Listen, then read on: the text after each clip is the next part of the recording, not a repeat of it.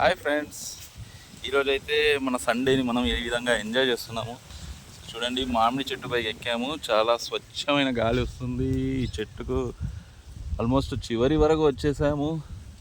మళ్ళీ మా చిన్ననాటి రోజులు గుర్తుకొస్తున్నాయి.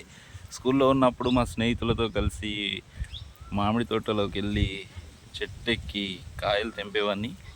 మళ్ళీ చాలా రోజులకు ఆఫ్టర్ 30 years ఓకే మళ్ళీ చెట్టు పైకి ఎక్కాను. ఇప్పుడే కాయలు తెంపాను. చూడండి ఎంత ఫ్రెష్గా ఉన్నాయో చెట్టు పైన. మీకోసం ఇంకొక కాయ తెంపుతాను చూడండి. ఇక్కడ ఒక కాయ వేలాడుతుంది కదా, చూడండి ఎంత ఫ్రెష్గా ఉన్నాయో. వావ్, చూడండి ఈ విధంగా ఈరోజు సండే గడిచిపోతుంది. ఓకే, ఇంకా చాలా ఉన్నాయి, కాకపోతే అన్నీ తెంపేశాము.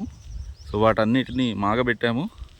కింద మా పాప ఉంది, కింద చూసారు కదా, అక్కడ కూడా చాలా ఉన్నాయి. వీటిని తెంపి ఒక 2 రోజులు రూమ్లో పెడితే రూమ్ టెంపరేచర్కి మంచి పండ్లు అయిపోతాయి. ఓకే, ఇవి బెంగనపల్లి వెరైటీ, చాలా స్వీట్గా ఉన్నాయి. ఈ సమ్మర్ మొత్తం వీటితోటి కడుపు నింపేశాము. డైలీ ఫ్రెష్గా చెట్టు పైకి ఎక్కి తింటున్నాం. ఓకే, చూడండి ఇలా ఒక రీసెంట్గా వెంకటేష్ మూవీలో చూసినట్టు ఈ చెట్టు మనం పెట్టిన చెట్టు పండు బండి ఆ చెట్టు కాయలు తింటుంటే చాలా హ్యాపీగా ఉంటుంది.